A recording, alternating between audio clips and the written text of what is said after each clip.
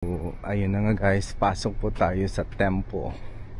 One of the famous po dito sa Kupu City. Side lang po to ng station, kaya madali lang po tong puntahan. Ayan, o diba, ang dami rin mga turista. Picture-picturean silang kasama ko, no? Pareho kong nagpicture-picturean kuno-kuno and everything. Hi guys, good morning. So nandito ako ngayon sa Kupu City. So ayan, tara pasyal po tayo dito. Napakaganda. So anyway guys, ayan, kung nakikita nyo, eto po. Yan, pagpasok natin, marami ng mga sakura. Ayan guys, diba? Napakaganda. Mukhang naghihingal ako kasi paakyat to guys. Ayan, diba? Ayan siya. Then meron po tayong konting trivia. Dito po yung part na yun.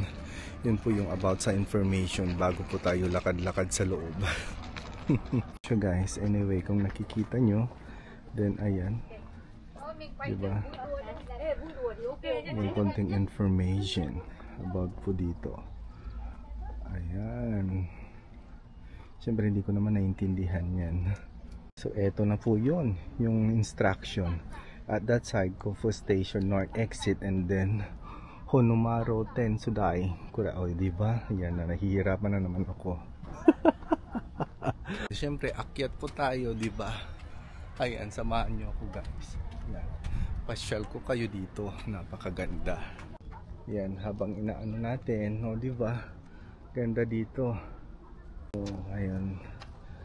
Habang lalakad tayo, meron akong nakita dito guys. Oh, anong flower nito?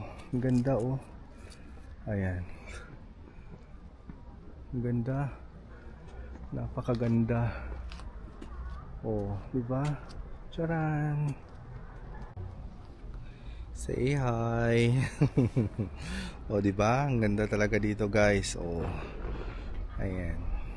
Siyempre, lakad-lakad tayo is real. Ayan. Diba? Ang ganda. Actually, oh. Ang ganda dito. Dami ng mga bulak-bulak. Siyempre, punta pa rin tayo sa taas. Kung saan doon ang pinakadaming. Maganda doon. Hi. Oh, diba? Ang ganda.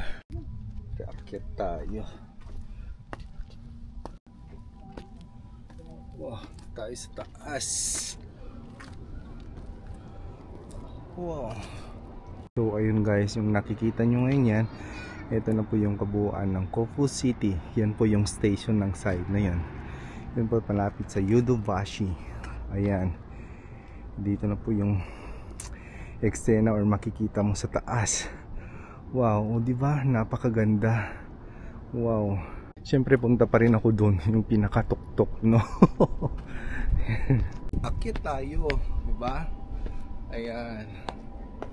Para makita mo talaga yung ambience. Oh. Highest whatever, keme-keme, and then everything chan-chan-chan. O diba? Ganun lang siya. So anyway guys, nandito na ako sa pinakatuktok.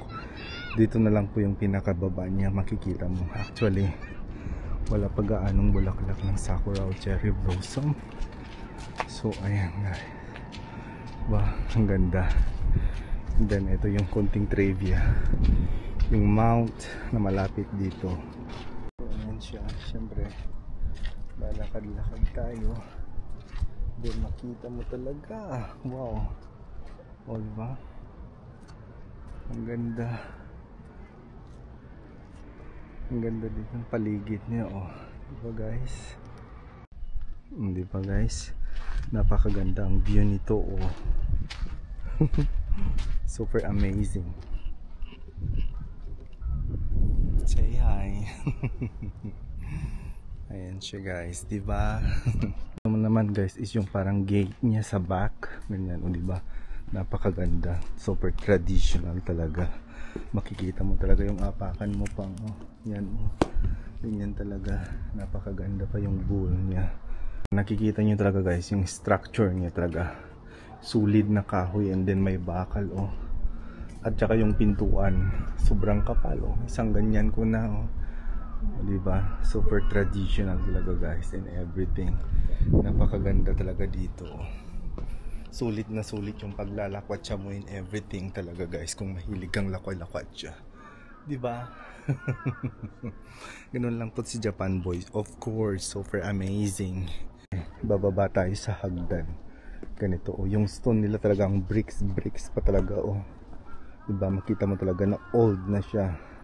Then as you can see guys, oh diba? Napakaganda. Yung sakura guys, hindi pa siya totally nag-open, papunta pa lang siya guys oh. Makikita niyo yung branch niya oh.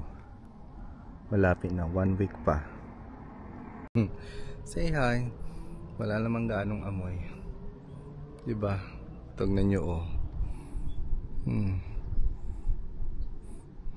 Ang ganda dito, sobra talaga.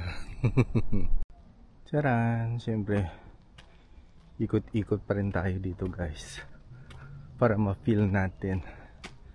So more 1 week pa, balik ako ulit dito pagkatapos ng 1 week. Then marami ng bulaklak of course. Guys, meron akong nakitang isang puno. Ayan siya oh, namumukadkad na siya, namumulaklak na. So ayan oh, diba? Super cute, sakura. Yan po si ate, pareho kong isyusera. Nandun siya, nagpicture din. So ayan siya guys oh, sakura. Wow, diba? Ang ganda. Tinanggal ko talaga yung sombrero ko para natural. So ayan guys, bawat ikot, sulok, ayan nakikita mo talaga yung sakura. Ayan na tinatawag, oh diba? Napakaganda. Finally, so beautiful. Diba? Ayan siya guys. Sakura. Totok natin para makita natin yung blooming. Ayan, diba? Napakaganda talagang pagmasdan sa ambience po niya dito guys sa palipaligid oh, diba? Peaceful mind talaga guys. Habang naglalakad ka, ramdam mo yung napakatahimik, napakagandang paligid. Yun po yung mga dapat puntahan habang may day off ka, wala kang ginagawa sa trabaho. Tinatawag na peace of mind ba? Relax, ganyan guys. Tanggal stress. Sa akin ganito yung itsura, yung nakakatanggal ng stress sa akin. Because I love nature of course. Yun lamang guys. Siyempre ikot-ikot mamaya tapos na to, diba? Yun lang po yung eksena. Napakaganda dito. O diba? Tanggal stress. Dami nga naman talaga nagpicture guys. Ang dami nila. Diba?